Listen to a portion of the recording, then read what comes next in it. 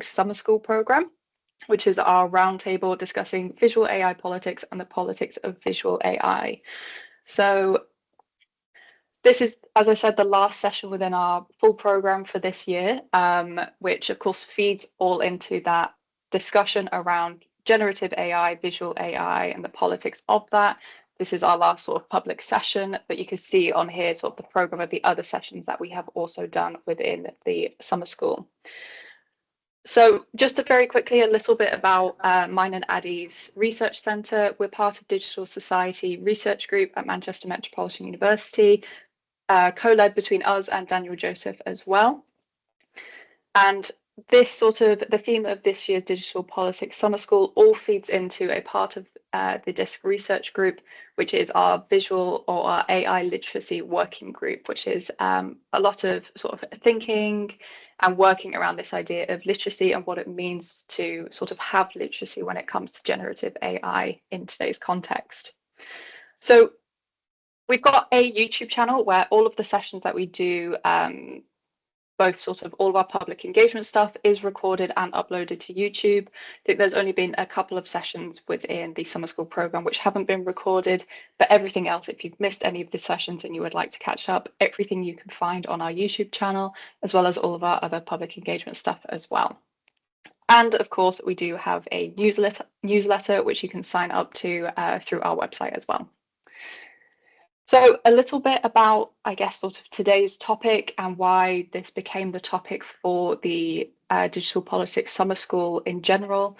Amid sort of generative AI and the sort of onslaught that we've seen of generative AI models in the last few years, and of course visual AI becoming more prolific, we wanted to sort of explore this idea of visual AI politics and the politics of visual AI amid a constantly changing geopolitical context, and the implications that visual AI is having within those contexts.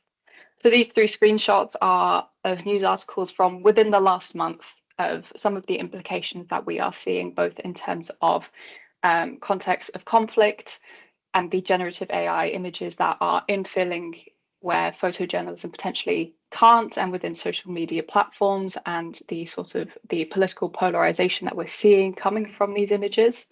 We've also got this idea on the right in terms of the UK government having their own generative AI tool and potentially what that means for big tech reliance from state institutions. And then potentially most worryingly, we see this middle one in terms of OpenAI's most recent contract with the US military to use their products for quote unquote war fighting, and this being a $200 million contract that we're sort of seeing coming to the fore. So this is sort of our justification and our motivation for wanting to explore this topic today amid our sort of amazing speakers. So I'm going to stop sharing the screen and just sort of briefly introduce myself and hand over to Addy to introduce herself as well. So my name is Jessica Elias. I'm one of the leads of the Digital Society Research Group at Manchester Metropolitan University. And my work is all around digital harm, digital semiology, as well as breaching into surveillance studies, wanting to understand what the digital context means for human beings and the harms that we see emerging from the digital context on our everyday devices, as well as what the role of surveillance is within that. Over to Addy. Thanks very much. So I'm Addy Kuntsman. I'm the co-lead of Digital Society and also kind of the founder, now the co-lead of the Digital Politics Summer School. So just very briefly in terms of my really keen interest in this particular topic and my research. So I've researched for over a decade now of how people are using digital communication of various kinds in highly militarized and violent conflicts. For example, you know, my work with Rebecca Stein around terms of digital militarism, using how social media is conscripted by states and civilians as well into militarized efforts. And I'm also really interested in links between those different technologies. So for example, social media versus computer games, war-themed computer games, and the concept of militainment, where we're kind of losing the distinction between what looks like a simulation for training soldiers versus what is a simulated fighting environment on a computer game screen. So for me, the latest use of AI in these war efforts is kind of the latest manifestation of that. So Rebecca and I now work we've just coined the term synthetic militarism, looking at how synthetic images are now being conscripted into various war efforts. So I'll stop here and I'm going to pass it on to our speakers. So we're asking our speakers first to introduce yourself very briefly in up to 2 minutes, and then we're going to start with questions. So we'll probably nominate people, otherwise we're just going to be waiting really shyly. So I'm going to pass it on to Natalia. Me first. Amazing. Hi, everyone. It's fantastic to be here. I'm an assistant professor in digital multimodal communication at the University of Groningen in the Netherlands. I'm also a student and early career representative for Visual Communication Studies Division of International Communication Association. And I had the privilege to visit Manchester just recently in February as a visiting scholar by the invitation from the Digital Society Research Group. And I got to know your research a little bit and all the fantastic, important work that you guys are doing there. So it's really good to be here today as part of the panel. A little bit about my research. Broadly speaking, I look particularly at visual generative AI, and the big motivation behind that, because I'm a visual communication scholar. Now I decided that this is my identity, because early on you seem to want to do too many things in your early career. But I feel it's such an important and under-researched area, because we hear so much about the impact and ethics of large language models, governance, and so on. But I find the visual generative AI is less prominent in our public discourse, so I hope to contribute there. And particularly, I'm focusing on one aspect of visual generative AI, particularly AI-generated images and how they blur the lines between reality and fabrication in the context of war imagery, all the AI-generated images of war and conflict that come out of it. And currently, I'm also editing a book with my colleague from Ghent University called AI-Generated Images, A Critical Introduction. And there we're hoping to bring and weave different perspectives to contribute to public understanding of this technology.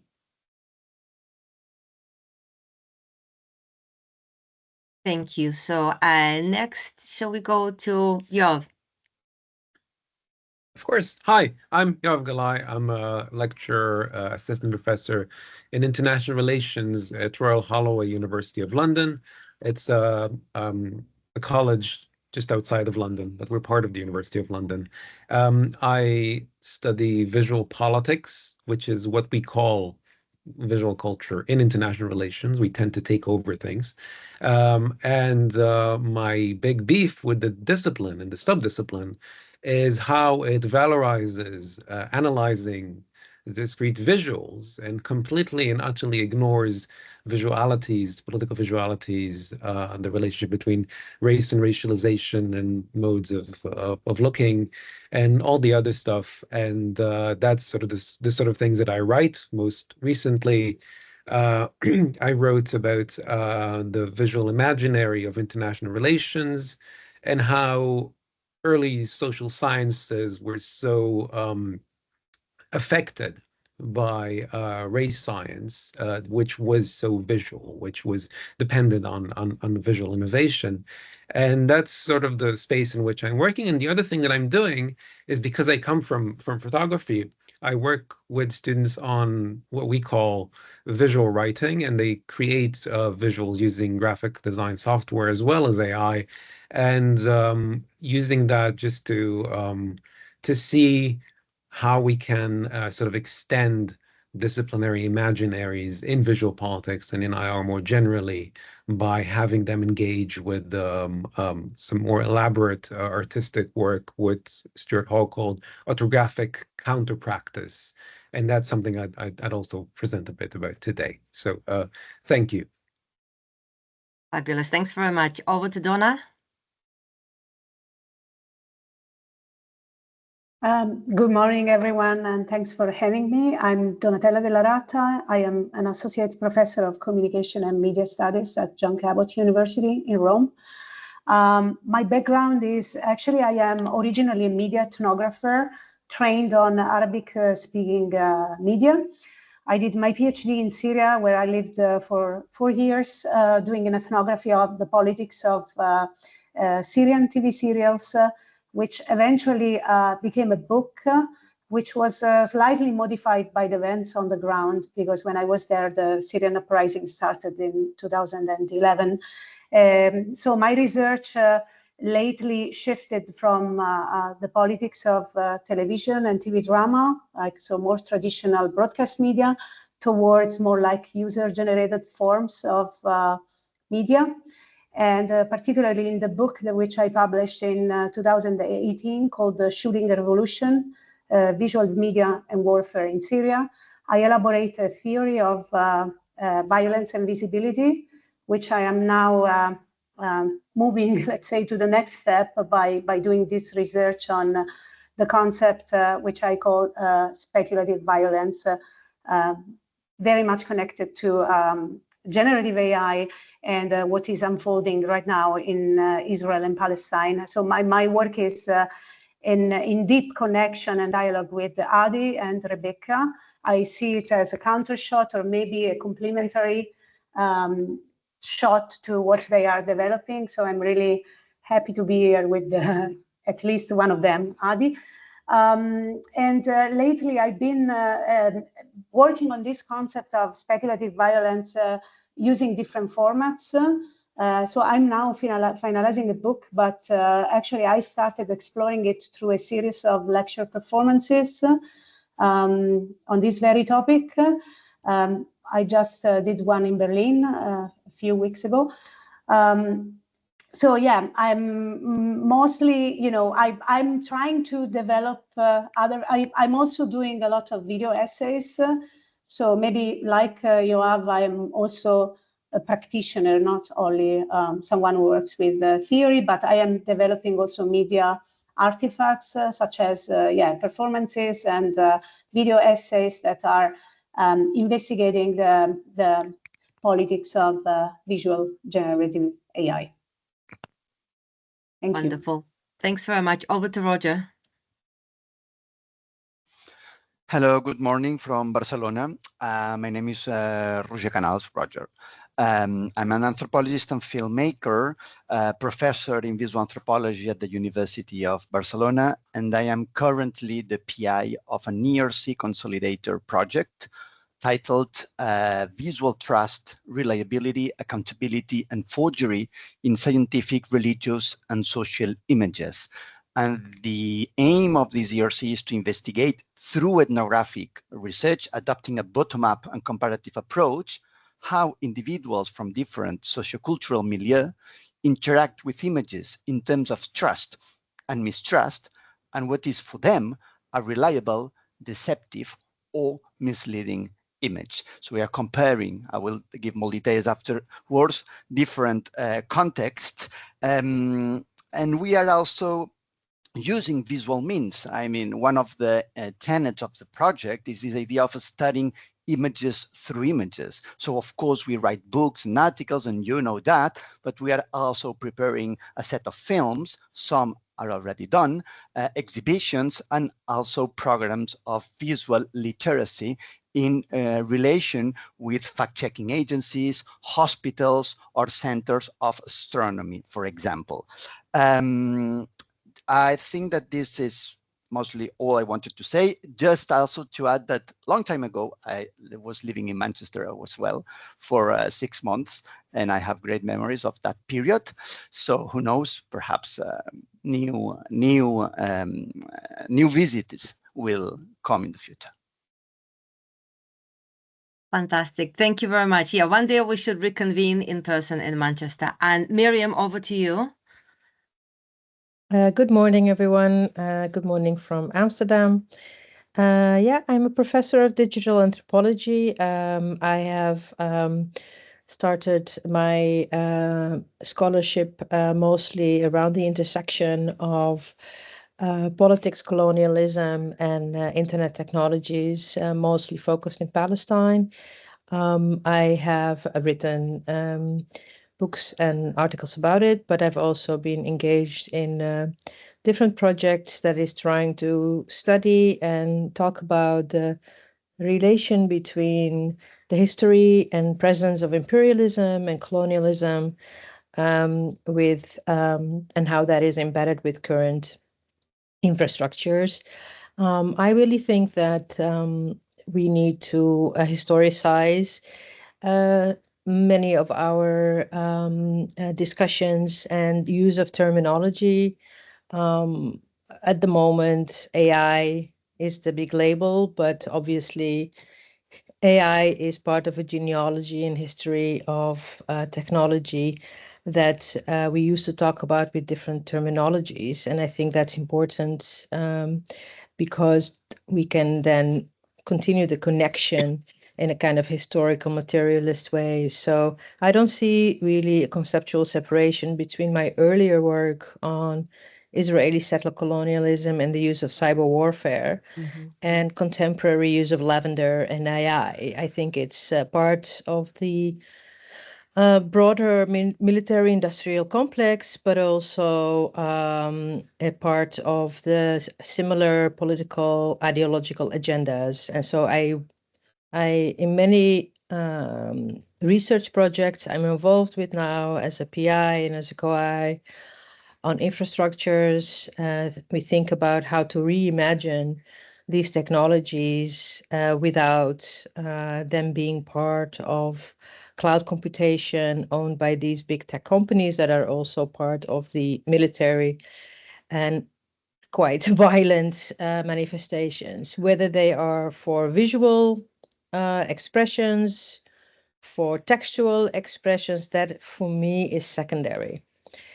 But obviously, because this is a very interesting focus, I have worked on visual material and expressions. For instance, how the internet has allowed Palestinians who have been forcibly separated over 60 years in the early 2000s to reconnect. And the visuality of that reconnection was very important, sharing images of the land, sharing images of Palestinian cultural dresses, tatris online, sharing, maps, so that very core affective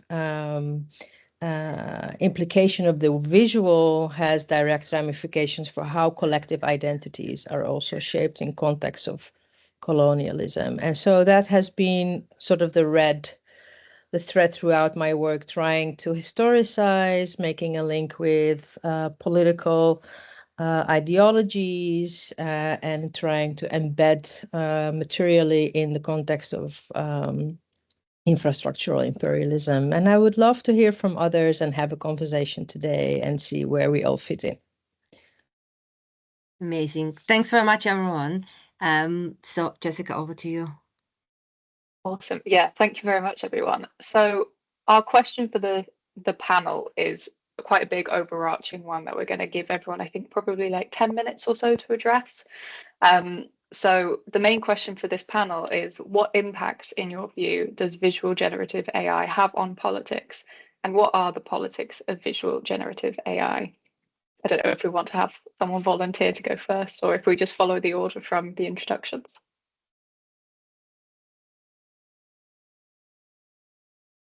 No volunteers? In that case, I'll pick on Natalia first, if that's okay. That's okay. So in my segment, I really want to talk mostly about the politics of visual generative AI, because that's mostly where I come from this artifact-based perspective and visual object perspective. And I want to invite everyone to think about AI-generated images as networked images. And that's the concept proposed by Andrew Dudney and Katrina Slaus in their edited volume in 2022. By this, I mean that AI-generated images are both multimodal and transmedial. And the meanings of these images really arise not just from what is represented in the image itself, but also from the system network relationships between all sorts of various entities. But if we are to narrow these entities down, we could say that the main ones would be data, models, infrastructures, and people. And if we think about AI images as networked images, we could think about them in three ways. First off, as a dynamic contingency of human vision, then a gathering of data as representational objects, or what the model has seen at training. And lastly, as a new form of social relations between humans and machines, a part of the new culture in which machines make images for humans, but also other machines that then becomes training data. So in the first sense, AI-generated images influence which aspects of our social reality are remembered and how they're remembered. And they compete for attention with human-produced visual outputs. Then in the second sense, AI-generated images are kind of material inscriptions of what has been observed at training. And in the third sense, they're also couplings of these past human visions, but also current generative AI technologies, where models behave a certain way, so they're good at rendering certain aspects or not, and systems or interfaces of these models present certain options for us to choose from or not. So the argument of this kind points us back to borrow Langham Winner's philosophical injunction to the artifacts themselves and their politics. And here I want to quote Langham Winner just very briefly. If we examine social patterns that comprise the environments of technical systems, we find certain devices and systems almost invariably linked to specific ways of organizing power and authority. And here, Langdon means by politics, and I also follow that line of thinking, the arrangements of power and authority in human associations, as well as the activities that take place in those arrangements. So AI models and systems are being projected into the world as this new production medium, but it's more than a production medium. In Vladan Yoller's words, these images flood the spaces with this hyper-production of new worlds. And what's represented in the images will always be limited what's inside of the models and systems. And despite the limitations of models and interfaces, AI kind of wants to claim the status of the new medium of thought. As Miriam was saying, this new military industrial complex, or a factory that defines what gets produced and asks everyone to develop new ways of seeing, trying to rule all other previous media. And merge them, in a sense, into this tool, which is going to be ruled by someone. In this way, this space is becoming a new territory, and with this space come new systems of power. So studying AI-generated images has been part of my line of thinking about generative AI. And again, I'm very pleased to hear how Miriam framed her work, thinking about infrastructures. And I think thinking about visual generative AI and images as infrastructure allows for a better critique and contextualization of the current developments of visual generative AI in all sorts of aspects, but mainly from data generation to model development and business models to ethical political consequences. And, you know, if we take the user perspective from prompting to new ways of seeing. However, these new ways of seeing are always confined by the model and system infrastructure. And I think it's really important to think about this particular aspect. But what is not possible to see through these systems is not made apparent, because when there are some glitches in the current models and systems, there's always this framing that the present is this transitional point in which existing structures will be overcome in order to realize alternative possibilities of the future. And when we think about, for example, previous disappointments like with social media, these disappointments are always framed as, you know, it didn't quite work out, so we should just forget about and move towards the new technological progress and completely not think about the past. So now I want to take this line of thinking and invite you to think about what AI cannot be called. And in Luke Moon's and Adarsh Badri's words, who are scholars from Queensland University of Technology and recently published a really important work, I think, on MetaClip, which is one of the important technological aspects of generative AI. They call generative AI a new large-scale machine that codifies culture. But of course, this kind of framing is not in any interest for AI companies or commercial actors. And because of that, what we see with generative AI, it's packaged and sold as this new medium of thought that will expand the imaginative powers of the human species. That's according to Midjourney. Then translate ideas into exceptionally accurate images, according to DALL-E. Provide users with a variety of options for scalability and quality to best meet their creative needs, according to Stable Diffusion. So we hear a lot of this kind of floating signifiers, and it's because it's very difficult to define what AI is. And in this way, AI suggests a specific referent, but really works to escape its definition in order to maximize its suggestive power. And it is because of this kind of property of AI as a floating signifier, it is widely used as a rhetorical speak to gather these futuristic visions in line with techno-utopian visions of reality, sociality, and time. And the more I hear how AI is framed in the media, but also in everyday everyday university environments, because that's where I go mostly, I hear a lot of this tool metaphor. So AI is a tool to enhance creativity, to maximize your potential, and so on. So in this way, it's also important to study socio-technical imaginary surrounding AI image generation and its growing community of users, because it allows us to unpack these collectively held visions of desirable futures, which are seemingly attainable through advances in science and technology. So I would say that in order to understand the adoption of visual generative AI and its politics, we can ask what these imaginaries are, whose interests they serve, and how they construct ideal visions of the future that can be achieved exclusively through the integration of this cutting-edge technology. And I came across this quote from Kevin Kelly, who is the co-founder of the Wired magazine from 2010. I really like going back and seeing how early technologies were framed, so then we can make these parallels with the current developments. And in 2010, Kelly said, technology creates most of our problems, of our new problems, but in return, it delivers more options and possibilities. Therefore, 1% better is good enough for progress. So what Kelly is saying here is that the effects of technology are mostly positive, and the technologies can solve problems created by nature, culture, and technology itself. And we can think about this idea of technologies being solutions to problems. And naturally, a technological solution is framed as more advanced, sophisticated, efficient, and desirable. While we know it's not always the case, as my colleague from University of Technology Sydney, Sanil Jatani, writes, we can sense a sort of ideology that has its roots in the Californian computer counterculture of the 1980s. And that's the one which always frames technology as a kind of natural assumption, a better solution to a problem. So then if we take visual generative AI, what we see is that AI companies position creativity as a problem, creating this new territory. Then visual generative AI or their technology is the solution to this problem, and that's where the tool metaphor comes in. And then we have AI-generated images framed as art, so the artifact space. But if we dig a little bit deeper, we could see that creativity has never been a problem. And AI is actually, I would say, built on destructive ideas about what creativity is. Also, this creativity should not be conflated with the mastery of technical parameters when people prompt for different images. Then visual generative AI, in my view, is not a tool. It is a socio-technical system that serves interests of the new age digerati.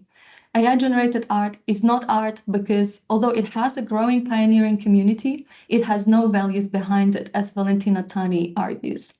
So perhaps by weaving these two perspectives, looking at AI-generated images as infrastructures and also unpacking socio-technical imaginaries of visual AI, one can better understand and see what visual generative AI truly is, and it is a contested political reality, a playground for new power concentration, designed by those who frame this technology as the tool for the imagination in order to onboard people into new technological environments, as Hito Steyerl argues, with an attempt to draft users to buy into their particular services and become dependent on them. And I'll be very curious to unpack some of these ideas with the panelists later on. Thank you.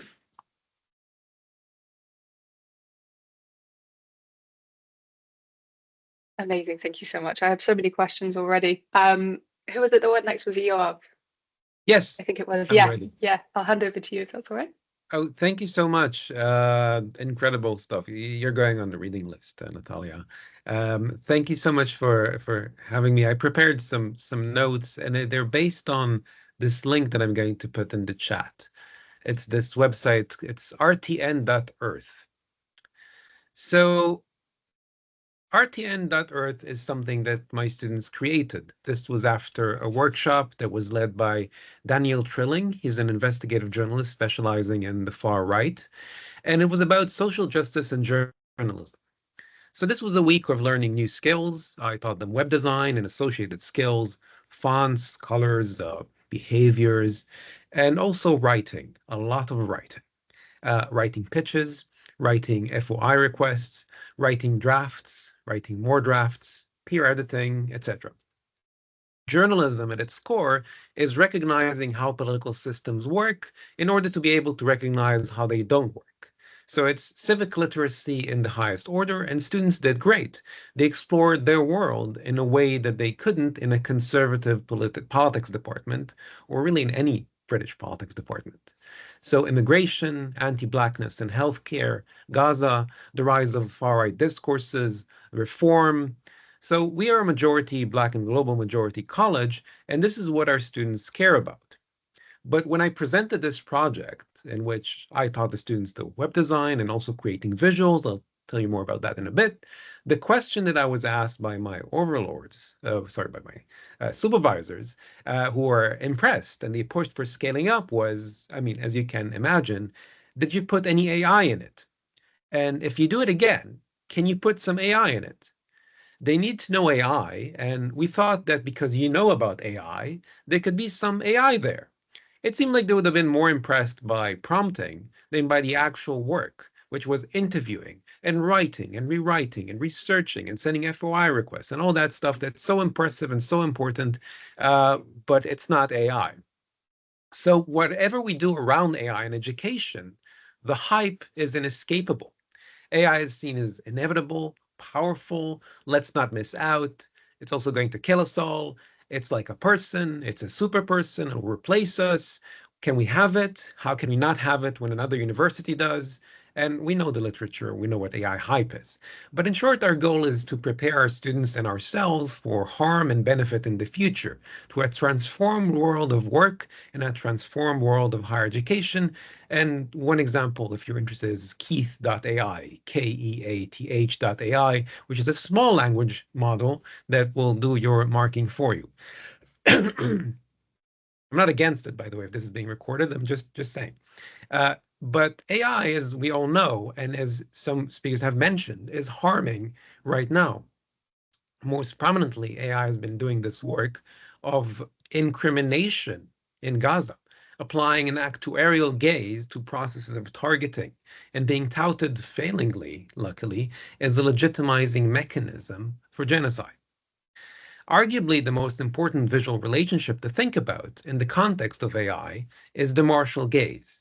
Antoine Busquets describes it as the alignment of lethality and perception, and also its role in surveillance and recognition. And I'd like to open up the conversation to other formulations of the visual field before going back to generative AI. And overall, I think we in this panel are engaging in some sort of conjunctural analysis, collaging together a set of approaches to a crisis of which visual AI is part. And I bring with me some disciplinary bias. I have a bit of a problem with visuals as artifacts, a problem that I will export from the field of visual politics that focuses exclusively on visual artifacts and their interpretation at the expense of visualities. So in visual politics, explicating meanings in pictures is something we love doing, but engaging with the oppressive ways of looking, like weapons camera or racism, which is always related to vision, is not. And as I understand it, and my framing can be wrong, I don't want to impose it, we're talking here about relationships between images and imaginaries, how images can bring about imaginaries. So Donatella has written about digital vision of heaven storming, and Roger has written about alternative images that construct parallel realities. And Natalia has talked about biases embedded in layered meaning structuring devices. And my work is mostly concerned with how imaginaries work to shape seeing, how political visualities or projects of seeing are constructed, and the political work that they do. And this often involves images as regimes of representation or as didactic projects, or just as the operation of visual technologies, such as the weapons gaze or a broader and more abstract relationship like the colonial gaze, but approached through the visual realm, and historically so, as Miriam said, that it is correct to say we have to do it. So this is about the role of visual perception in relation to oppressive ideologies. And first and foremost amongst them is racism, which was a central concern of visualizing practices, so much so that Ruha Benjamin defined photography as a device for the measuring of racial difference. And this measurable racial difference is at the core of the doctrine of global difference, the core approach of the early social sciences, predicated on just so stories triggered by visual difference. So I contend that visual technologies have a longer and more central history of harm than we give them credit for. And it's important to link up with that history, those oppressive visualities that are enfolded into technologies, and do that as part of our analysis, not as bias, but as systems. For example, failure to enroll from the field of biometrics. Early film stock was calibrated to white skin tones, and this was embedded in visual technologies, and digital technologies also exhibit this white centrism. So some biometric machines cannot recognize non-white skin tones, and often these machines are deployed in sensitive locations like border crossings, so some bodies exhibit a failure to enroll, and this bias persists. Now, these technologies often draw on the legitimating capital of AI and that incessant progressive narrative. With more training, with more technology, it would get there. And when we encounter them, we need to apply what Simone Brown termed critical biometric consciousness, which means looking for the historical antecedents. Where did they get this peculiar idea of looking at faces and coming up with stories? Where? And perhaps the most notorious of these technologies, although I haven't had a really good look at this stuff for a couple of months now, it's probably worse, is AGR, automatic gender recognition, a technology that becomes tied up with the horrific proliferation of transphobia that we are experiencing at the moment. It's a claim on the ability of these technologies to glean gender identity from a visual of a person's face. Now, we can argue about the AI element, but first we need to ask, where have we seen the attempt to glean biological facts from faces before? This is something I explore in my article called Political Visual Literacy. I won't go through the genealogy, but spoiler alert, pretty nefarious beliefs about Jewish infiltrators. And if you're familiar with the materials like transvestigation, then it wouldn't be a surprise that these other forms of racism prop up. So the risk is that much like photography produced the sense of mechanical objectivity and epistemic indexicality, AI, simply as hype label, doubles down on things like anthropometric facial analysis, which has originally erased science even before we get to the whole business of surveillance, racial bias, privacy. Then there's one more thing that needs to be mentioned. It's a part of it. I'll just do it like an academic and give it a new name. Stuart Hall called it regimes of representation. Traditions of depicting minoritized group that have a deleterious effect on their representation. That with AI generation has a more direct relationship, and this is more than just a feature of bias.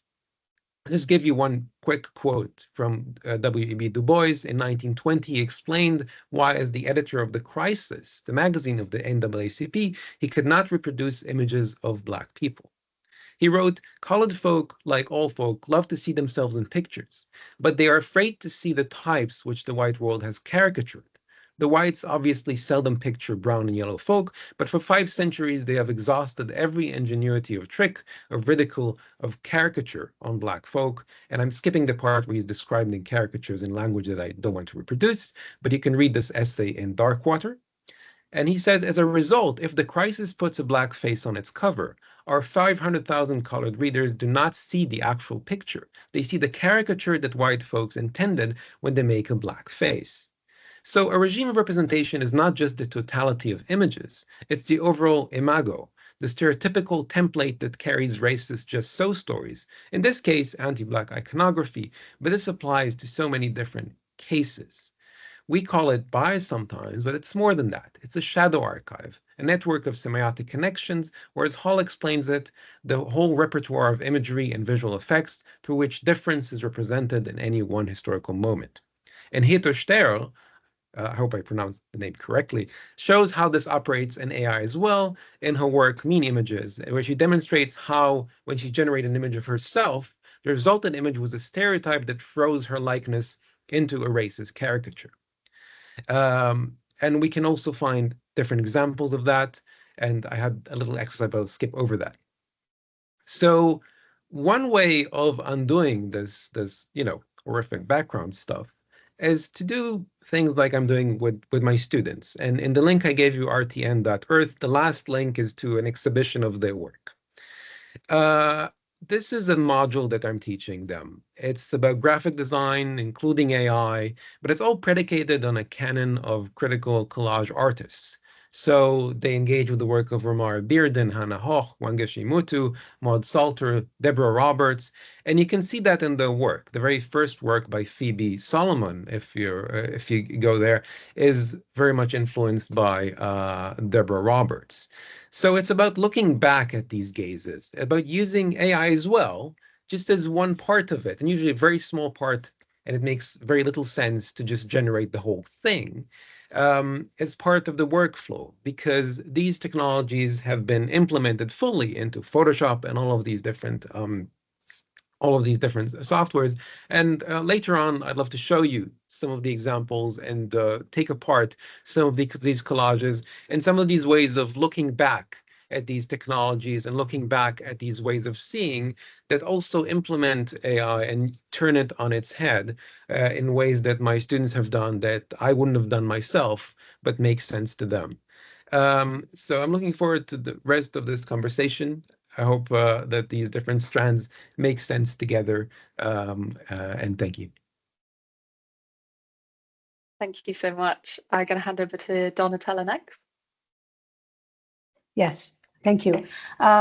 So I want to start by actually my research, my current research on speculative violence starts from a very situated point of view. As I said, I am an ethnographer. So it all comes from personal experience of me being, I guess, as many of you, frustrated while a genocide is happening, unfolding in front of our eyes.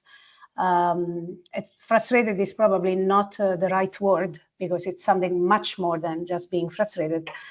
Anyway, I want to account of the daily experience of scrolling down and having to engage with the picture of my child, birthday parties, cats, friends' holidays, and seeing bodies while they are being scattered and killed in the most horrifying ways. This kind of trite, mundane doom scrolling, which I guess most of us are doing, was interrupted back in September 24 by a video which caught my attention.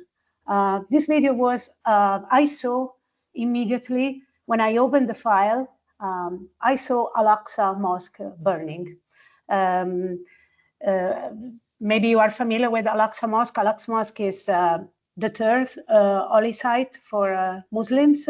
It is situated in Jerusalem, in the Temple Mount, and has been standing there for centuries. When I opened the video, I did not immediately think, excuse me, that the video was AI generated, even though it was obviously AI generated.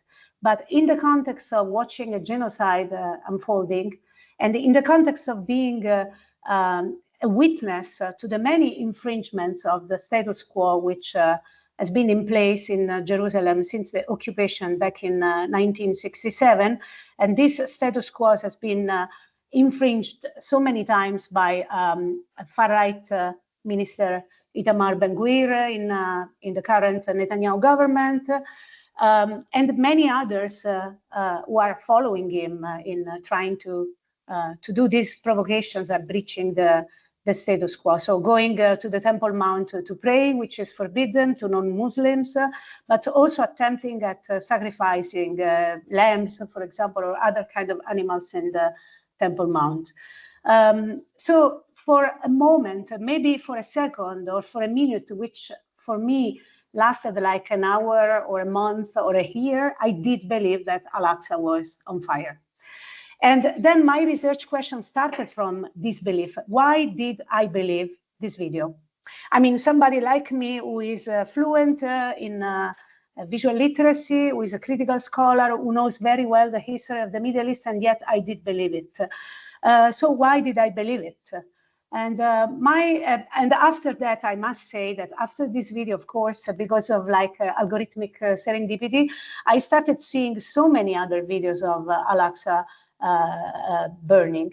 And also videos that are connected to this one, which are about building the third temple.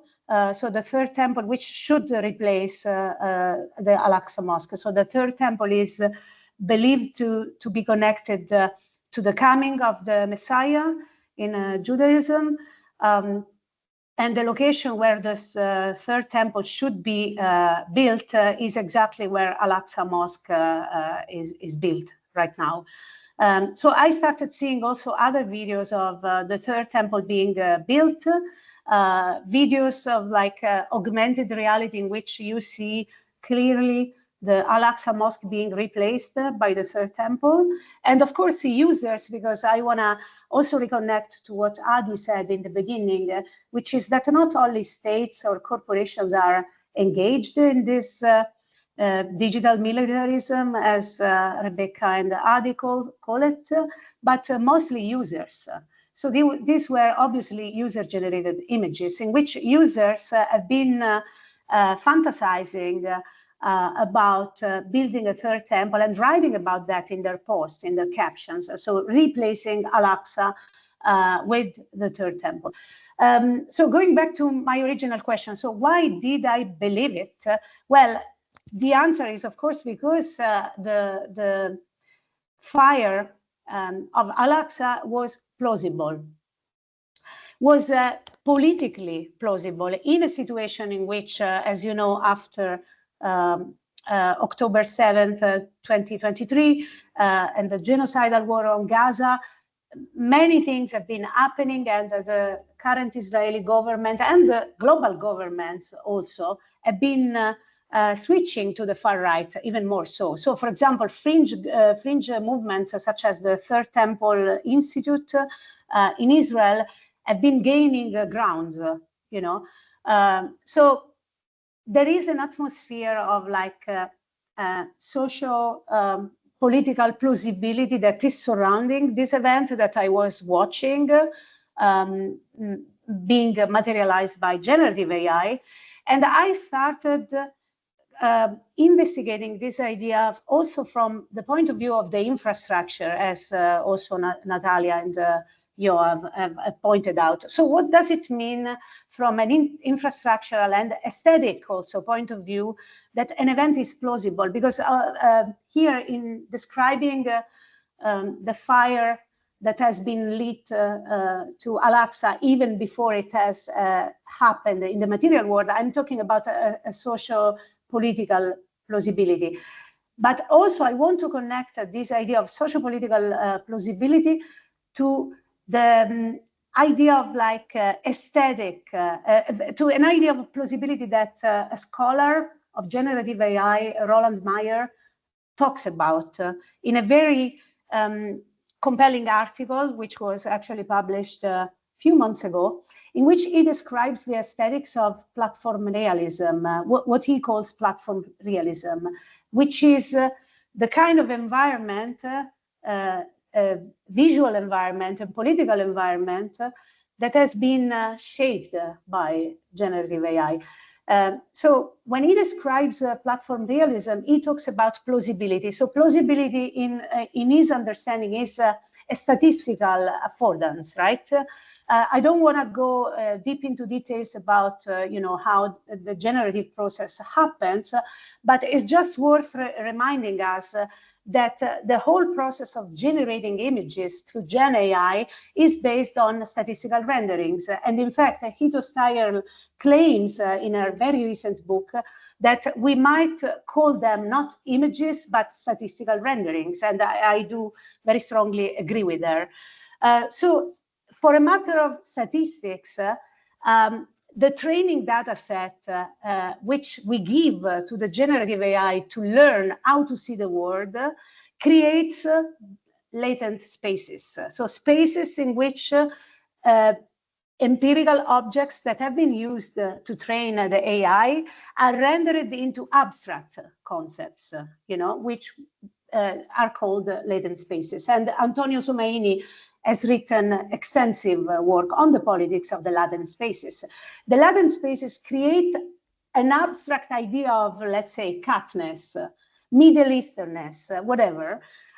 So this latent space is there somewhere as an abstract space, and each time we prompt the AI and we feed the machine with our desire to generate an image, for example, give me Al-Aqsa Mosque burning, the AI takes elements from the latent space, recombining it in a very dynamic and creative process to give us the output.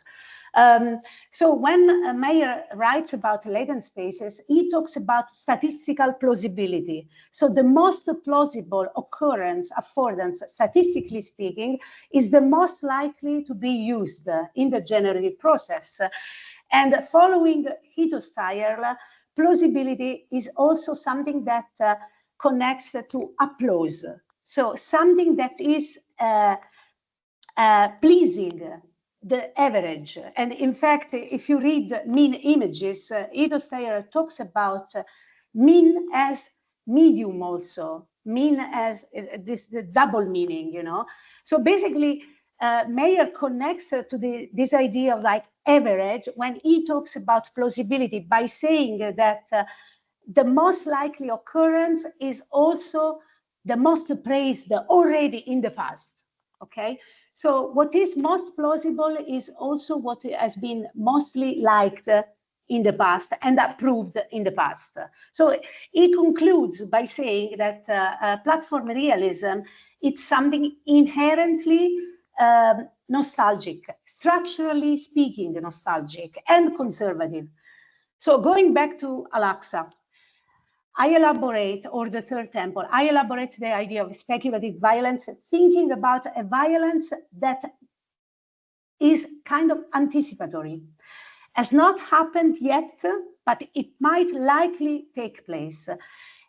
Because of the socio-political plausibility that I mentioned earlier, but also aesthetically speaking, this visualization which prepares the eye to the acceptance and the normalization of the violence yet to happen in the material world, connecting to what Walter Benjamin called the optical unconscious. So a kind of like the brain through our eyes accepting already a violence that has not yet unfolded in the material world.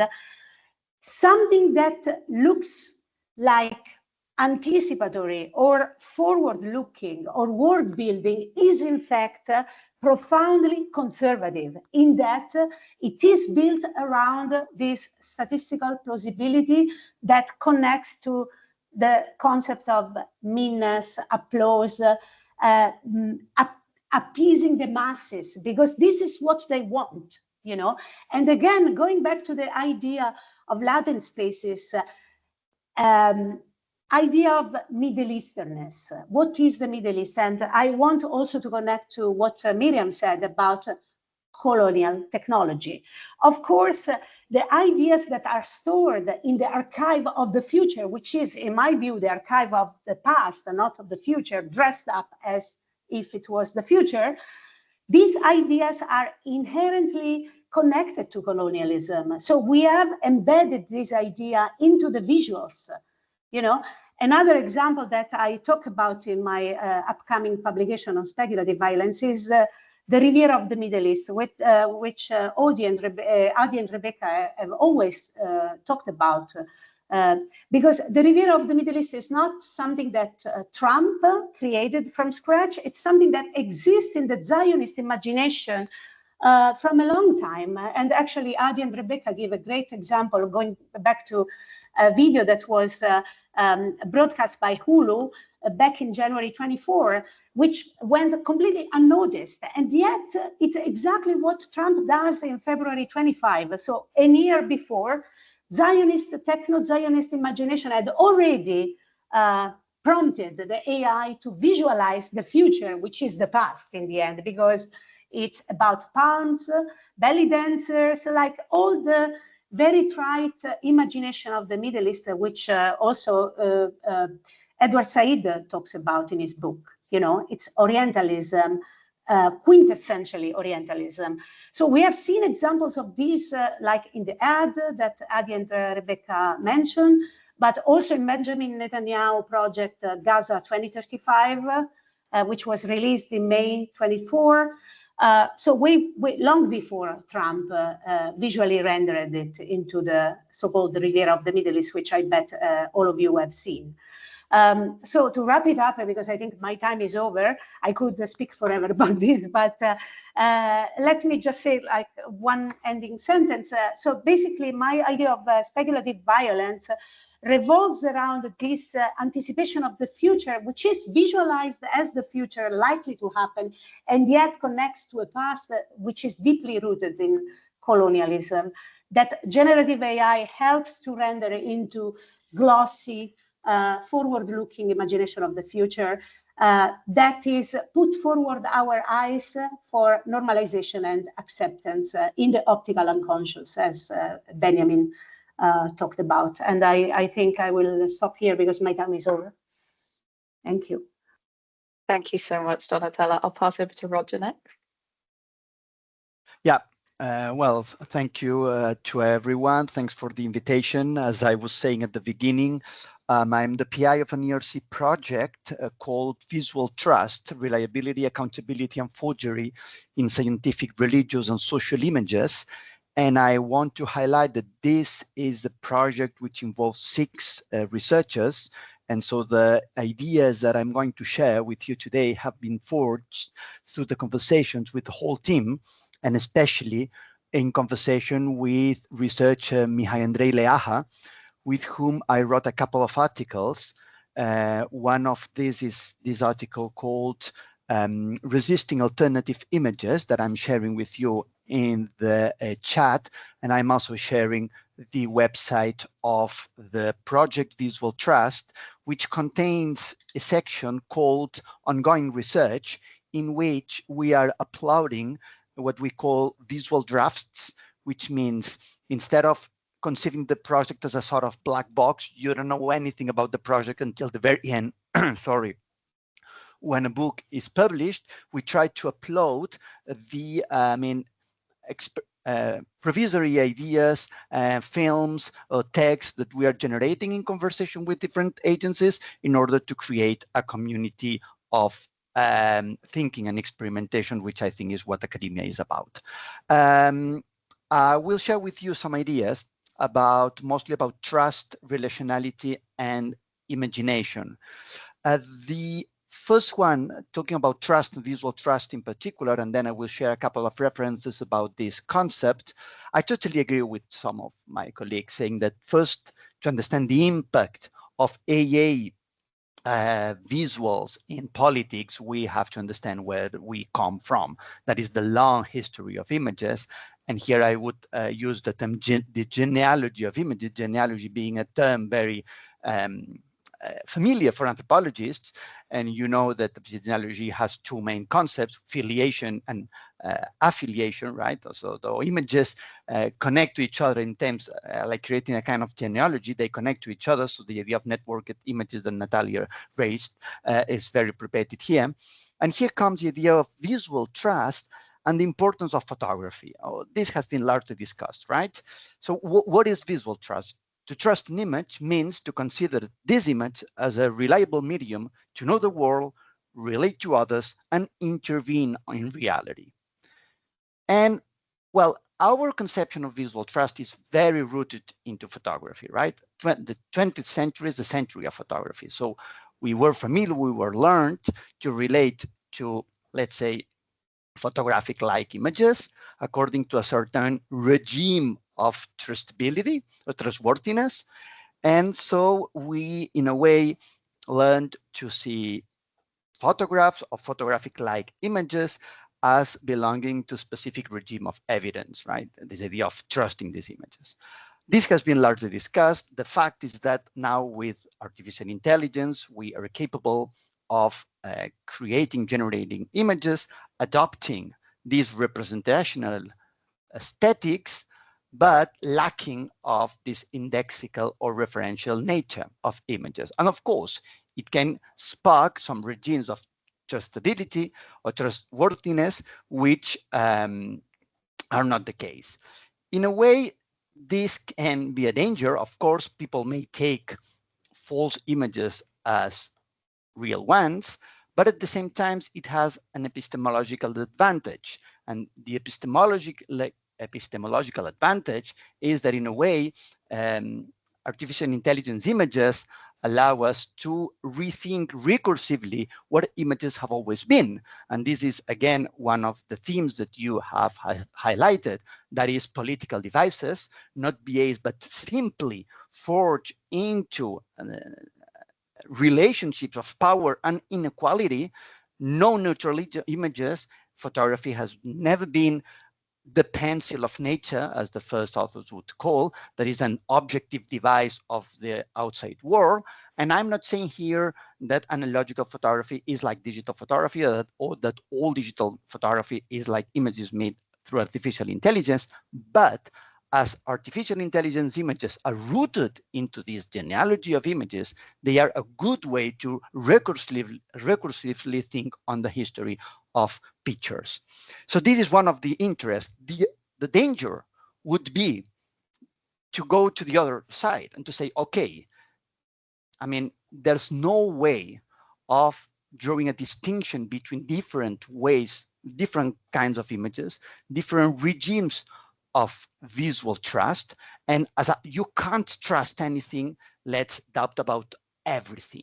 We can't live in a regime of total falsity.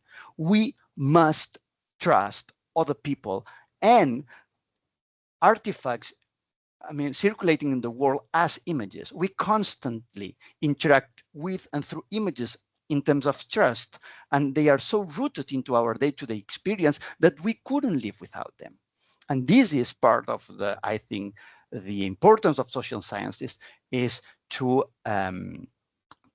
be able to assess and distinguish between different kind of images.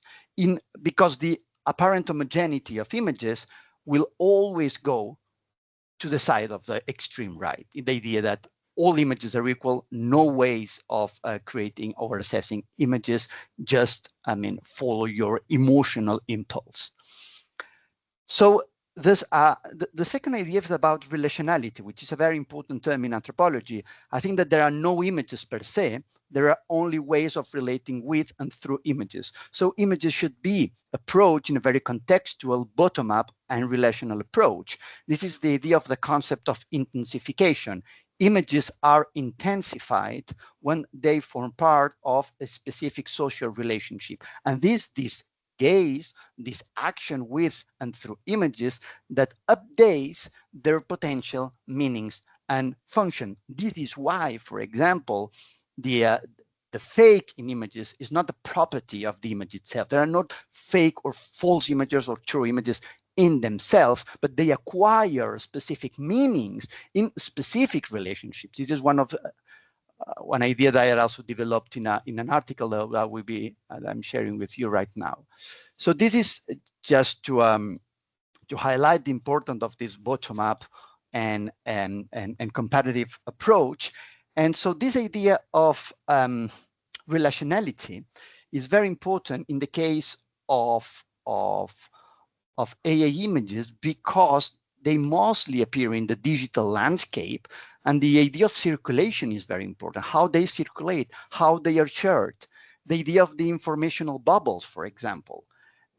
Through our ethnographic work, we have found the idea that people increasingly trust or distrust images, not on the basis of their aesthetics, appearance, or representational value, but because it has been said by someone I trust or by someone that I do not trust. So images belong to these circles of trust and distrust, and they are increasingly assessed according to this, because all images look similar.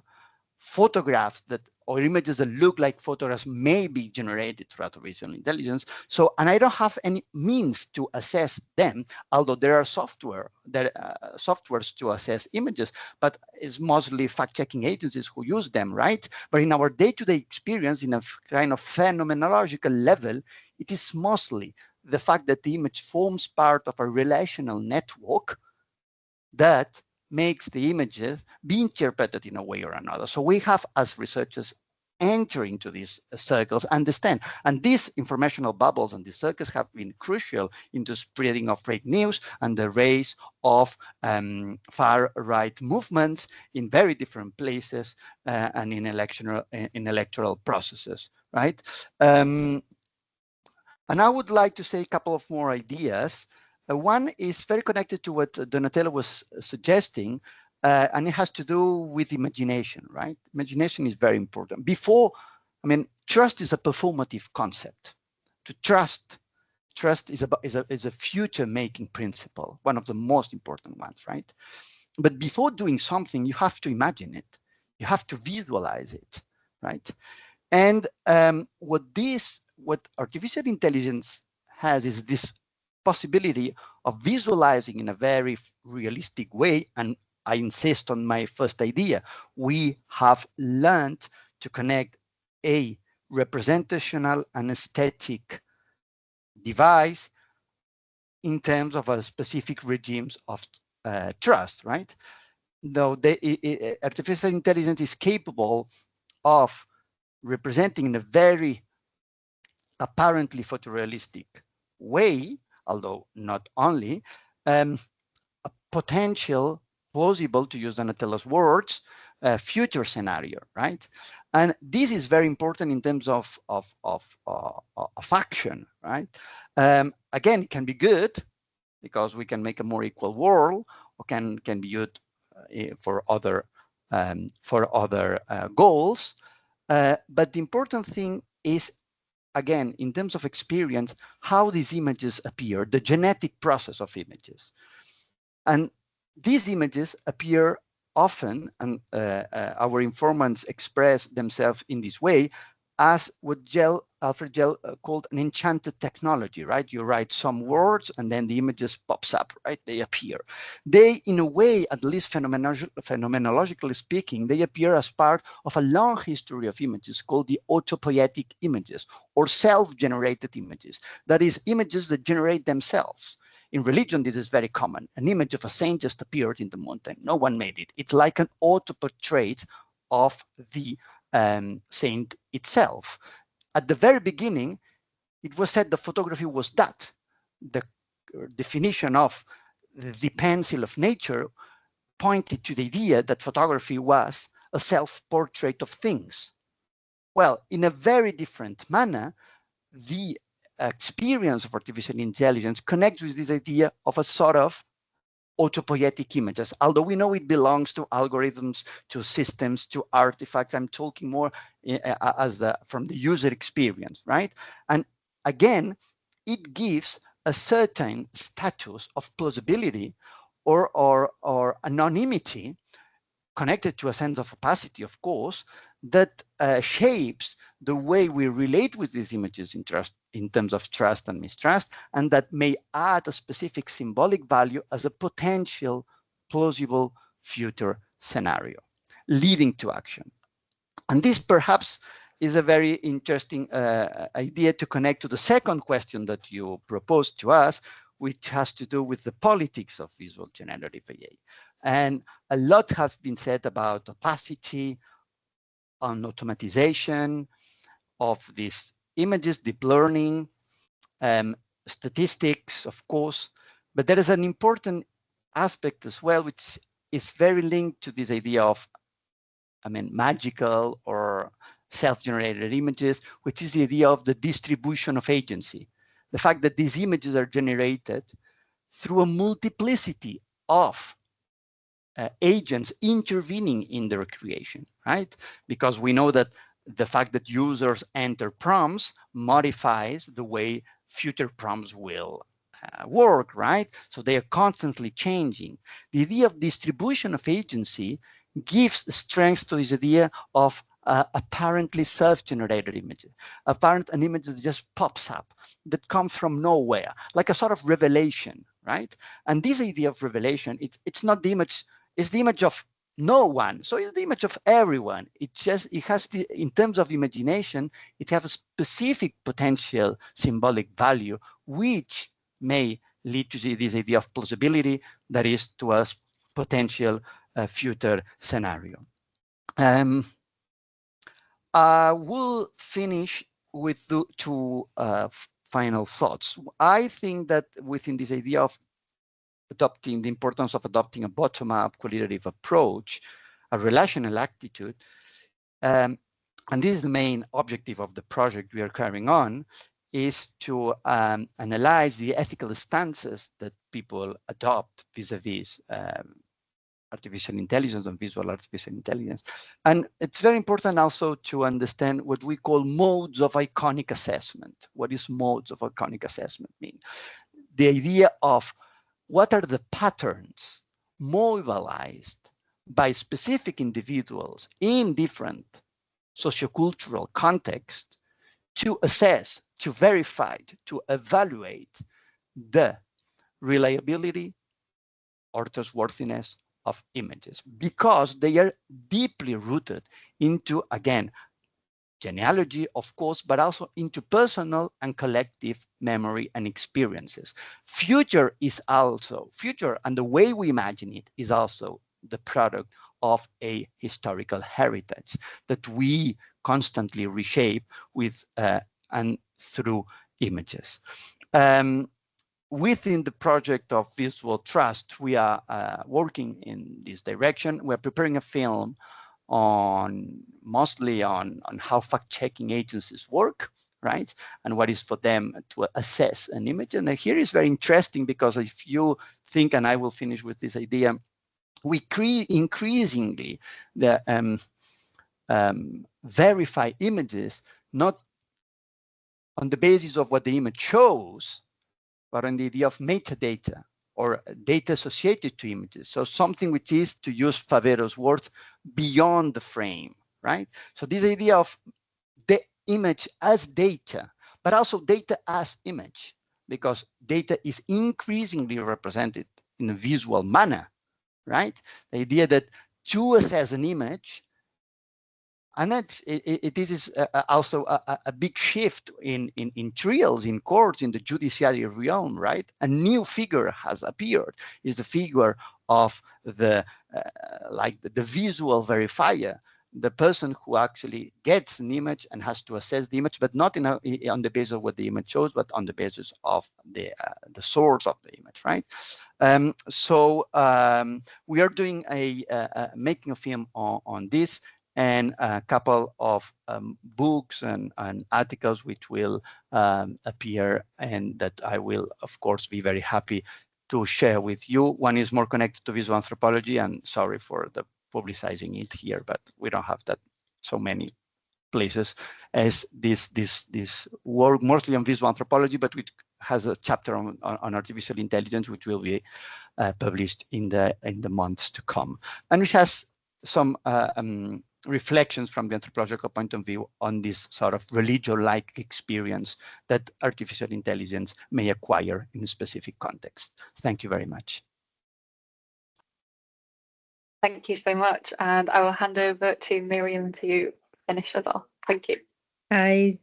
Thanks, everybody. That was super interesting, and yeah, learning a lot from all of you, and hope to make it clear that each of our interventions are different layers of very similar, at least epistemological critique, which is, of course, why Adi and Jessica brought us together.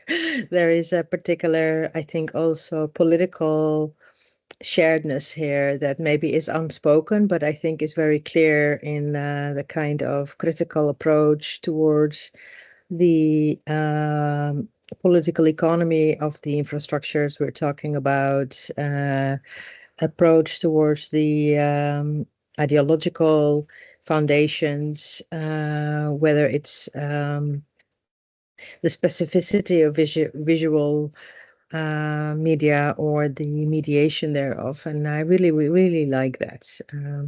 I mean, building on that, I thought I would share something from the work I've been doing on framing Israeli propaganda, and how the larger project is trying to also talk back to the myth of Israeli superiority in terms of the way it uses and develops technology, this kind of myth of the startup nation, which in my view is also related to the larger sort of colonial myth of technological superiority and intelligence superiority. In my view, I have to also say that I find some of these myths also quite anti-Semitic. Some of the kind of ideas about, for instance, the Mossad in the Hollywood culture, and the kind of ideas of, Israelis will see everything on every device until there's something also very ambiguous about these ways of framing, apart from it being kind of unrealistic, because the social relations within which these tools and infrastructures emerge are contradictory. There will always be contradictions also in the way they will be manifested in real life, but also in the way they will be produced.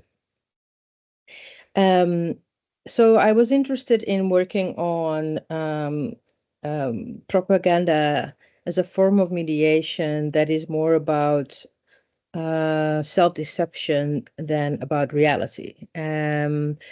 And I was looking into Hashbara as a project since CAS led the war on Gaza in 2008-2009, and try to trace its evolution. And one thing that all these different trajectories share is that these kind of policies around public diplomacy or propaganda, if you want, are constantly evaluated as failures.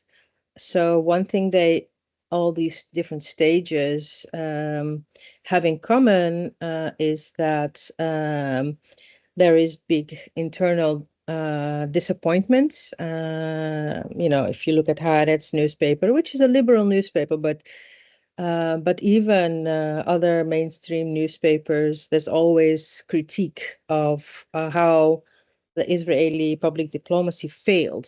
A part of that failure has to do with visual representations and mistakes, dissemination of fake news, disinformation, because of the way it very quickly backlashes in an era of digital mediation. Maybe you could have done this 20, 30 years ago and it would take a while. And then you at least had the impacts already in terms of how it influences people. As we all know, the whole point of sharing misinformation is that it sows confusion. So in many cases, even if misinformation has been corrected, that confusion is already there. This was the first week of the genocide, when the claim that a hospital that was bombed was not true, that it was not an Israeli bombing, but actually self-inflicted. It was actually taken over by all the mainstream media, from the BBC to the Times. And then a week later or 2 weeks later, it was corrected that it was a lie. But the idea of you can't trust these Arabs, you can't trust these Muslims, you can't trust these Palestinians was already there. So my framing of this phenomenon is kind of playing with the work on propaganda and media, visual media that has existed for, I guess almost a century, because the essence is very much the same. So I kind of make a connection between the idea of the image having, when it's in the context of warfare, that the image represents a double relation, that it represents the mediation of war itself, the way the conflicts in newspapers or even scholarship is about this disagreement of the nature of visualization. Is it true? Is it fake? How much is it? So there's this the war over the image, but also war as content of the image. So this double relation.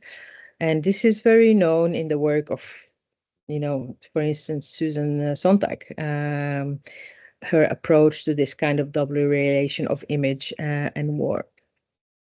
And the other body of critical thinking that I find really interesting to connect to, in this case, the way Israeli and pro-Israeli mediation work is thinking about manufacturing consent, the kind of work of Herman and Chomsky, but to reverse it.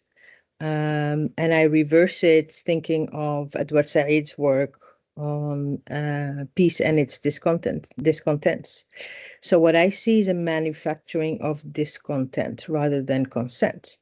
And why do I say this? I say this because if we look at the evolution and the evolvement of visual and digital mediation, at least since the 1980s, it is clear that for Israel, it cannot manufacture consent, even though it seems some people have this idea that they can get away with everything and nobody listens to the Palestinians. It's actually not true.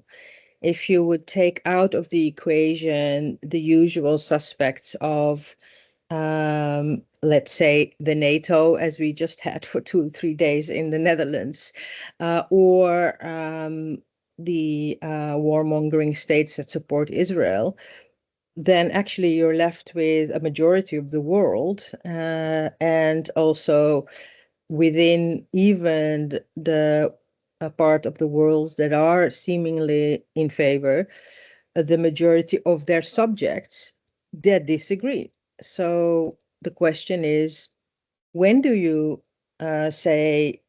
agree to qualify something as successful or not successful? Is it through the prism of powerful nation states institutions that are not there to be democratic? They are not there to be honest. So why would that be your parameter?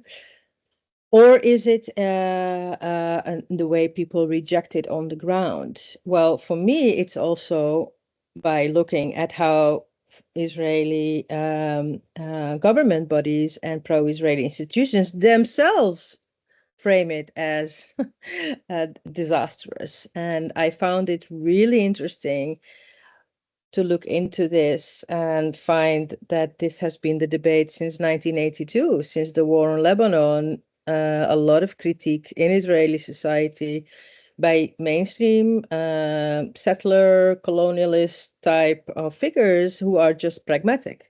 Abba Eban wrote about the fact that the crushing sound of collapsing buildings in Beirut can never compete with the most sophisticated propaganda of Israel. It's just not how human nature works.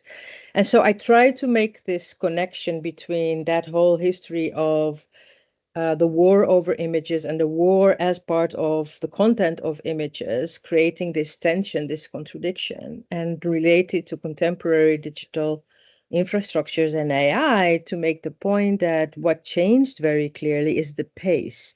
So what we see is that the process of undermining or correcting, or, you know, also like Donatella described as speculation, the pace within this happens and is undone is different. And that has ramifications for how we conceptualize, because time and space are very important in how some of the conceptual phenomena we talk about operate.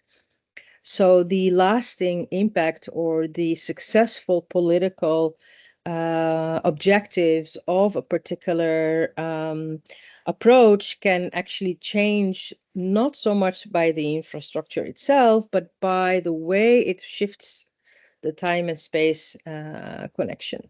So with every propaganda video, photo, visual, we will have within minutes the counter evidence.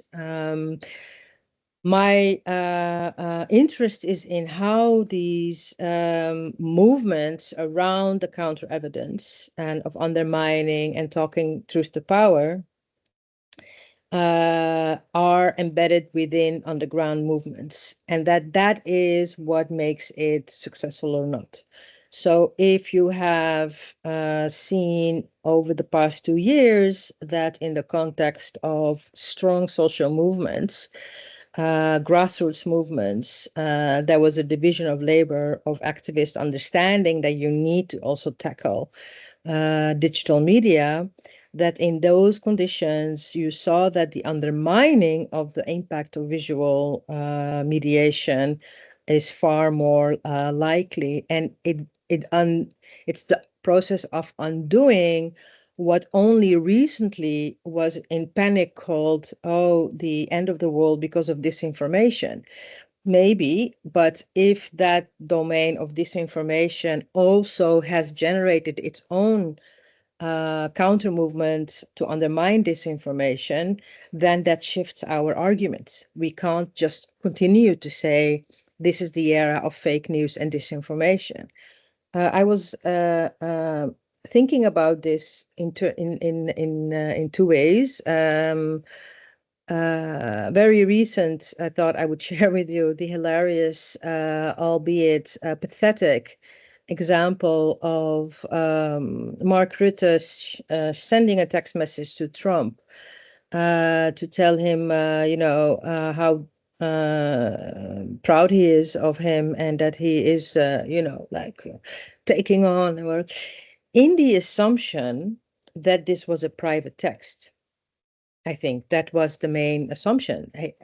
He in press conferences afterwards, where everybody, the whole press, the world press, was sitting stunned looking at this supposedly serious former prime minister of the Netherlands and now director of NATO doing something so pathetic, basically. He had to make this kind of diplomacy move to pretend that it was all fine and like not being defensive, like the attack being the best advance, right? Like just make more jokes about it.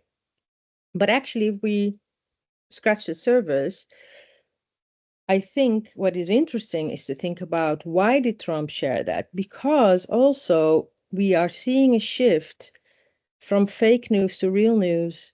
You don't need fake news. You have these types of contents, selfies, expressions like "Daddy, come and save us." That is on a similar level, on a similar, yeah, you could say almost irony and ridiculousness as the fake news was.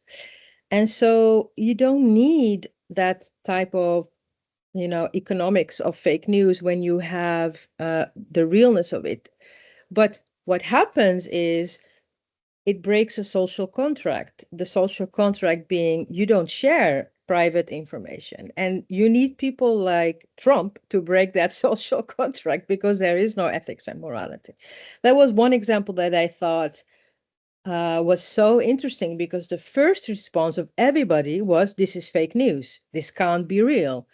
this is fake news, this text can't be real. And then immediately the press investigated it and said, this is not fake news. So I think we need to think about this connection between AI and disinformation and fake news more critically, and probably that we are moving away from that into an era that is far more cynical and far more, representative of a truth or reality that is the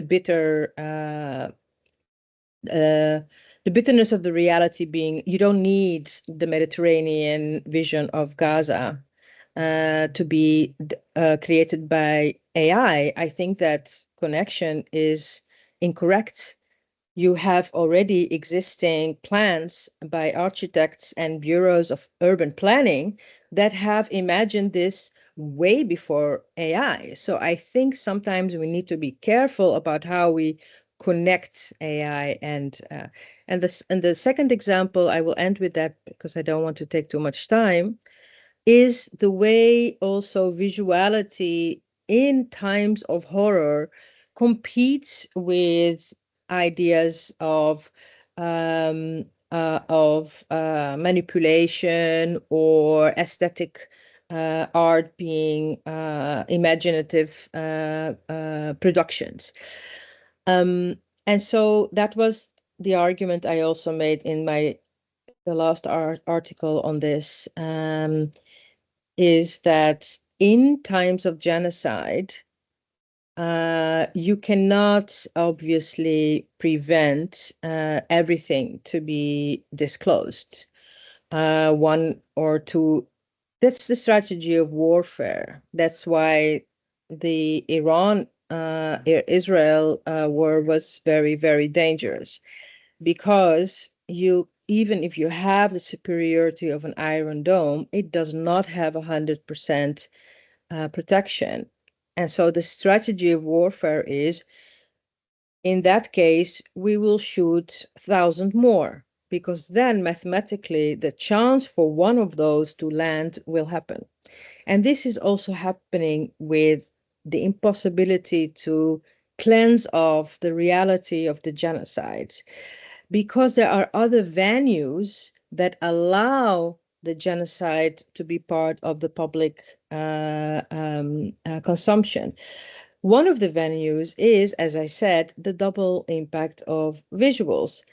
It's also part of the content of reporting. It doesn't matter where you stand, but just reporting on something gives you a hint at what's happening.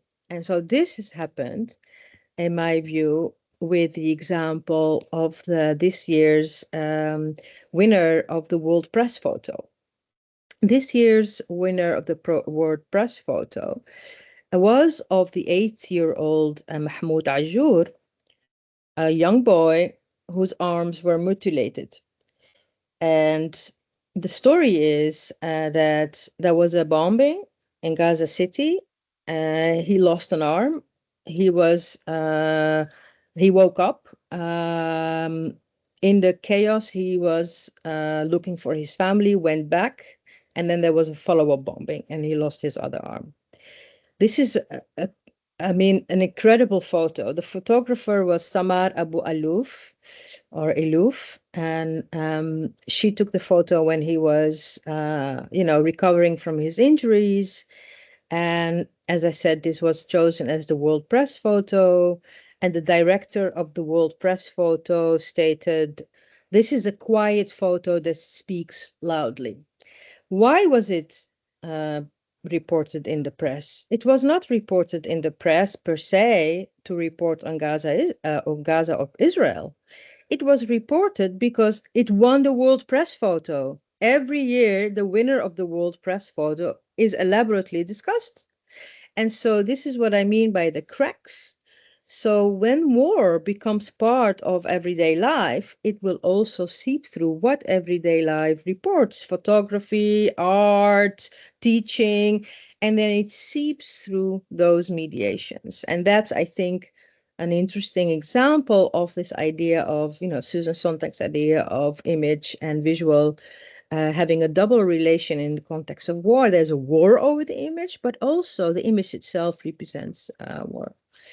And so I am aware that digital infrastructure's evolution towards AI have a very important role to play. But I do want to sometimes also be careful to say, let's not convolute everything into that paradigm, because we can see that the qualification of AI around, for instance, the fakeness of it, the non-realness of it, the absurdity of it, you don't actually really need that to explain the relations of power in many case studies we work on. And that's why I gave you the example of Trump. You don't need AI to actually explain the colonial awfulness of imagining the Mediterranean New Gaza. It already existed. It's there, and it's mediated through different channels. That's the difference, that the consumption of those images have changed because they're not just secretly hidden in the drawer of a desk and in Tel Aviv ministry, but they are shared widely because you have new political actors such as Trump, who just willingly share these things, like he willingly shared that embarrassing text that Mark Rutte sent him. I will leave it at this.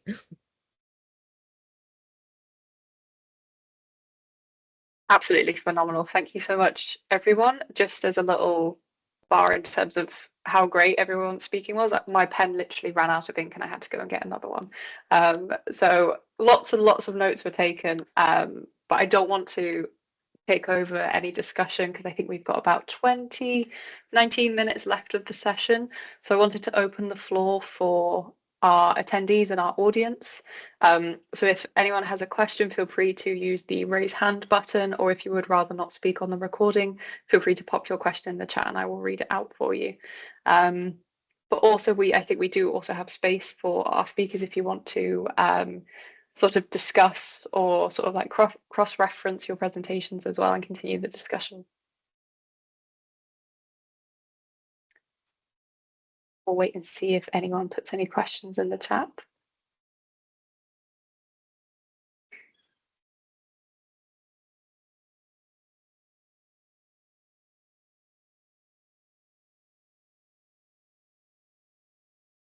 Not yet, and I don't think we've got any hands raised.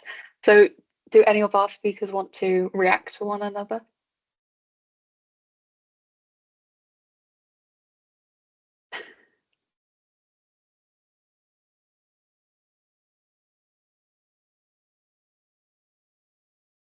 Oh, we've got a hand raised.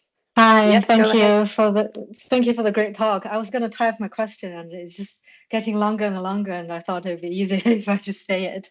I research AI ethics policies because I want to know why there are so many policies by important actors, such as major governments, big tech, civil society actors, etc. Yet at the same time and time again, we see all these ethical political issues by AI, right? The race inequality, gender surveillance issues we've covered today. So the more I read into this, the more I almost feel like powerless, like even the governments can't stop these big techs who are creating these AI tools. So I'm just sort of wondering everyone's opinion on how me as an individual researcher, what can I do to actually change this seemingly unstoppable wave of generative AI? Thank you.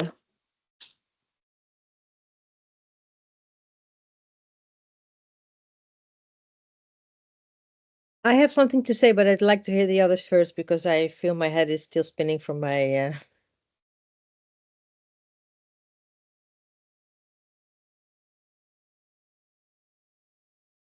Well, Roger, please go. no, I was thinking that well, what an anthropologist would respond is probably you are not an individual researcher, in the sense that we belong to communities also. And of course, if you think about yourself as just an individual against a big monster, of course, the fight is very unequal. But the fact that we belong to community, that's what we are doing right now, right, is it means that actually we also work in networked communities, right? And so you talk about this huge wave of fake images and the danger it having this information. I would also insist on the idea of resistance. There are a lot of movements of resistance. And when I say resistance, I'm not just opposing one and the others, but artistic interventions, visual literacy programs, academic courses. I mean, and this is part of the game. I mean, the game is an ongoing process, right? And there are a lot of ways of addressing what we call alternative images. Fact-checking agencies, for example, are doing stuff. It's true, but there are other ways of doing this, also of generating images. It's very important to do what we call in this book counter images, right? Images that oppose to other images. And here, experimentation is also very important. So I don't agree with this idea that because there is a lot of images going on and we are allegedly saturated by images and there are too many images or whatever, we should stop doing. On the contrary, we have to make more, and we have also to make them through artificial intelligence to resignify the medium and to resignify the ways we are doing it, and to use also imagination. And if potential visual scenarios can be done through the system, we have also to imagine. I mean, the future is a political device. It belongs to us as well in this regard.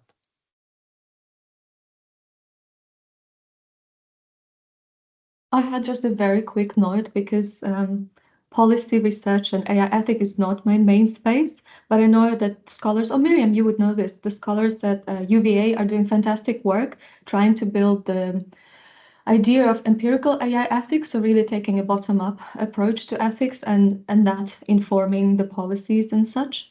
And with my colleague Sanil Jathani, we in one of the papers, we applied the concept of AI ethics and as discourse.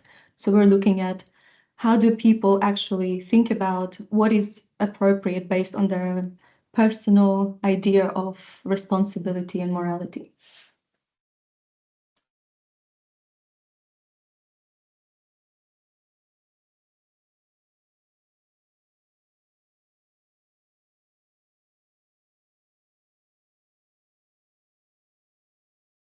Amazing, thank you. Any?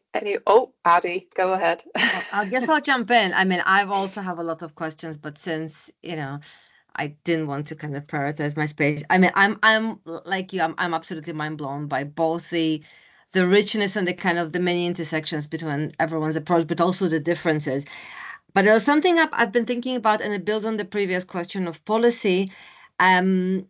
What are everyone's opinions on this kind of seeming continuum of literacy on one hand, policy on the other, and resistance on the other, as in there are many kind of fundamentally different in principle approaches to AI literacy? And as much as we are for critical AI literacy, a lot of the literacy approaches is like, if we only just teach people how to use AI images right or to look at them right, we are going to be okay. That's one. Policy and governance is the other end. And then resistance is a completely other end, which basically says, screw your literacy, screw your policy, they're not going to work anyway.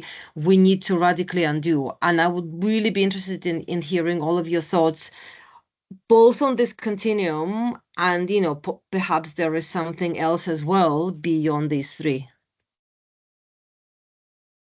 I'm happy to respond to that. And also to the question before. I think that, I really love the work of TTPI, the Institute for Technology in the Public Interest, which is founded on principles of abolition and is also very much engaging with decolonial, anti-colonial literature.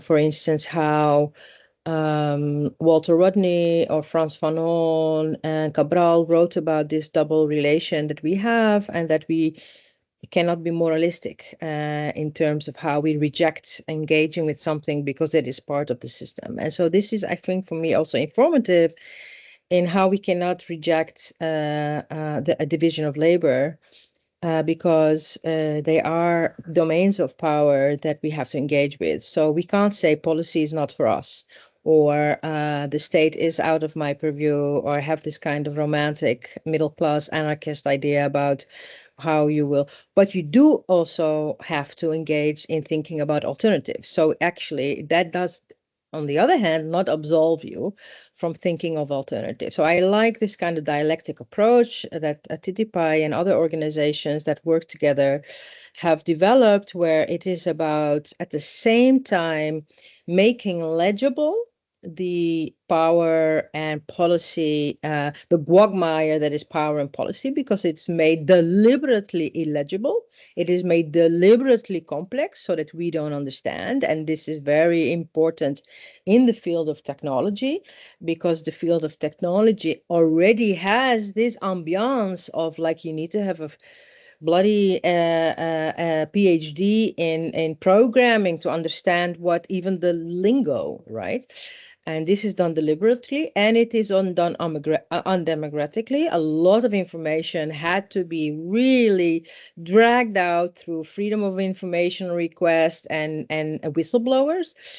On the other hand, there is this tendency of like, let's get things done. You know, we don't have time for this, and this is, I think, the problem that we need to overcome, where we have a division of labor, where we create a space, and as at TTIP, there's this development of methodology tools such as operation rooms, bringing together different aspects of civil society activism and people who are knowledgeable in other ways, to take a case where you can think of how to operate without cloud computation, which is really difficult because most organizations, institutions, and groups I don't know any other way, like petition, Google, you know, event like this one, sorry to say, Eventbrite, you know, like there's no other way that we can imagine. And so this bringing together groups in like what we call operation rooms,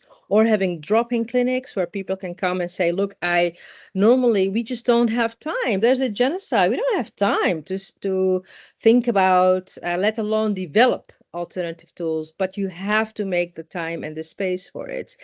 And I think this dialectical relation between critiquing, analyzing, making legible, and developing alternative is fundamental also in as Roger, I think, or I forgot who said that, mentioned, we have to think in terms of collectives and not in terms of individuals. And what this helps to do is that these activities and projects that you can do grassroots are also becoming then tools to build collectives.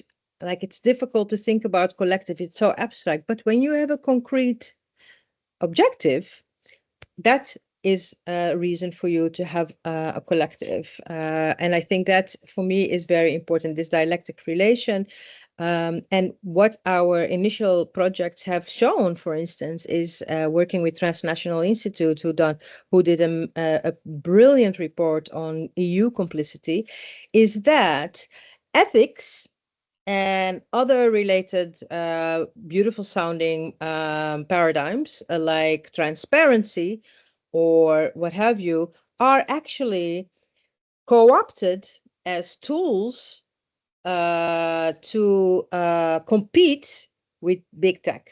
So it sounds from a distance like, oh, the EU has this new ethics approach. It's going to really take on Amazon and whatever. But actually, it's a way to keep the market out, to have its own market. And that, I think, we need to be careful whenever we hear ethics. And also at the University of Amsterdam and all these big projects that get loads of money from the EU, that should tell you something. The EU funding regimes are pumping millions and millions of euros in these projects around ethics and transparency, privacy. But we need to be a bit critical, because they are often codes for something else, and something else often also means how to compete on the global market. And the European label somehow has this kind of less evil, less, I don't know what you call it, taste to it.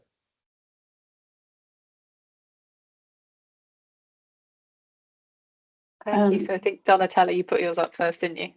Yeah, thank you. Yeah, I just want to add something like this is a very good question, Adi, and I think we could debate it forever. It doesn't have an answer, right? But I want to say just a couple of things. So AI literacy is, of course, very important, but we're not going to solve the problem with AI literacy, and of course, not also with technological fixes. Today, there was an article on Al Jazeera English about one of these technological fixes, because, of course, as technology progresses, there are also all sorts of counter apps, AI made, of course, or AI powered, which can help you debunk what has been made up through AI.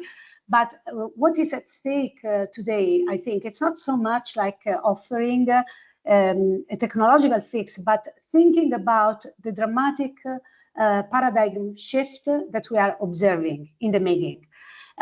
This has been a process in the making for actually many years, and I just want to recall that 20 years ago, right after the invasion of Iraq, based on yet another alleged evidence, which then, I mean, at the time, let's remember that at the time we needed actually to pledge the United Nations in order to go to war to prove that actually Iraq had indeed weapons of mass destruction, which they didn't have in the end. But anyway, after the infamous speech and the waging of war against Iraq, let me remind you that in 2004, also after Abu Ghraib scandal, the Bush administration said, and this is a very interesting article by Ron Suskind, the person has not been attributed, but maybe it's definitely a Bush aide, who says, we no longer care about reality-based communities. We are an empire right now, we make up facts,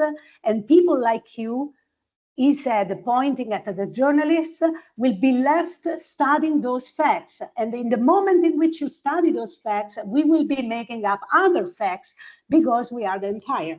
And this is a sentence from 20 years ago, which now becomes a reality also because of the media ecosystem that we have, such a powerful tool like generative AI that makes these words no longer a metaphor, but literary, a reality. We can make up facts.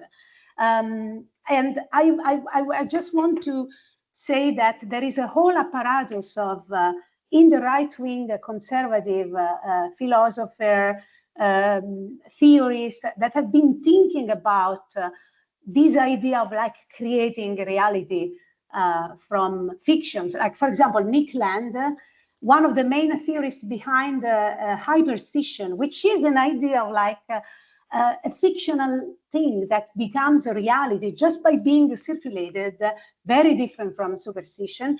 Nick Land is actually lies at the basis of the new, how is it called, the Dark Enlightenment movement, which is connected to Curtis Yarvin, which is connected to Peter Thiel.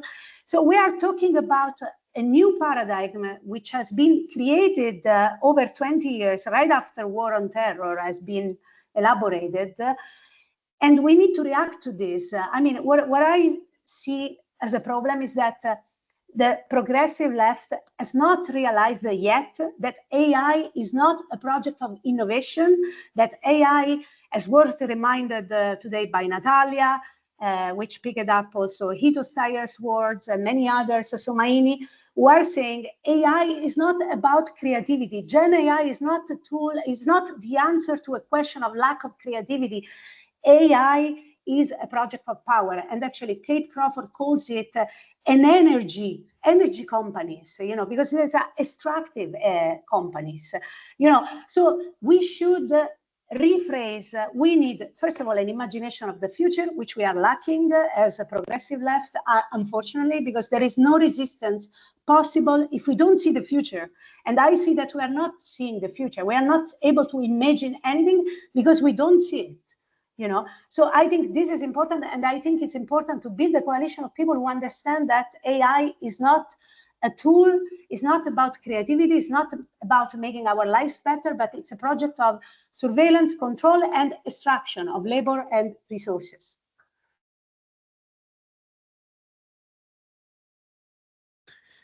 I'm next. I'll be really quick because we're out of time. So just literacies. As educators, as a lot of us are, especially in British academia, where students are £50,000 in debt, acquiring literacies and skills is not something we should shy away from. It's actually also a good opportunity. And the key is multi-literacies. The way that I teach visual literacy, AI literacy, all that stuff is integrated with political literacy, civic literacies. You read George Yancey first, and then you understand what imagos are, and then we move on to the other stuff. It goes together well, and I think it's our responsibility as people who know what this craze is all about, and our leaders want AI, and as much as they can, is to integrate it, to bring it together. And just as a closing thing, I'll put the link in the chat for what my students have been doing, which is a way of doing that, a way of integrating these skills with critical approaches and with culturally relevant pedagogy, just the basic stuff. And we shouldn't leave that to external suppliers, companies. We shouldn't leave that to other folks to do. This is what we're working on, and we should be doing this work together with the other more critical stuff, because they go together really nicely. And I would talk more about this, but I want to give space to other people. So thank you so much.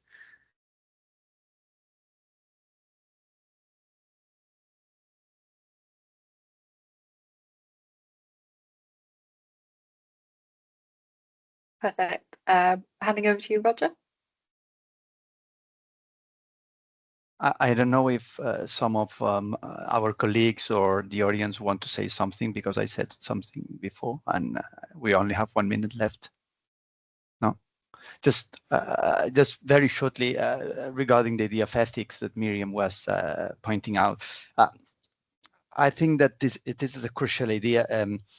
We are increasingly familiar with all these rhetorics of ethics as a legal system, right? And there is the risk of seeing ethics as a kind of straitjacket, right? You have an idea, but then you have to go to the ethics committee. And it's very important to take ethics from another perspective as well. The ethics of a relationship cannot precede the relationship itself. It's part of a generative and relational process, right? And I would encourage people to see an ethical attitude and an ethical image, not as a straitjacket, not as a list of duties and consent forms, which I understand that sometimes may be necessary, but also as a field of possibility to imagine, in the sense of Donatella, right? And an ethical attitude means simply taking people seriously. Also, the way they understand images, their fears, their expectation, their hopes, and its ethics should be understood not as a way of restricting research, but as opening up research. And it's a way of imagining other ways also of understanding artificial intelligence, right? So I think that we should be very careful of not losing the potential of ethics in terms of experimentation and imagination, and not to restrict this term into a kind of legal procedure that actually restrict our research instead of widening it.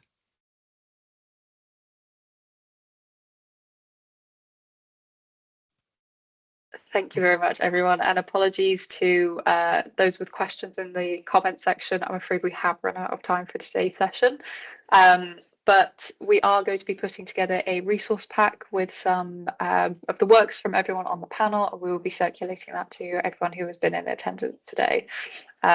So, I mean, first and foremost, thank you to our amazing panel of speakers. Honestly, some phenomenal work has been discussed today, and I really hope that we can continue this conversation. And thank you to our audience as well, and hopefully we'll see you very shortly. Thank you so much. Goodbye. Thank you all very much. Thank you. Thank you, you. everyone. Bye. Thank you very much. See you soon. Bye. Thanks, fellas.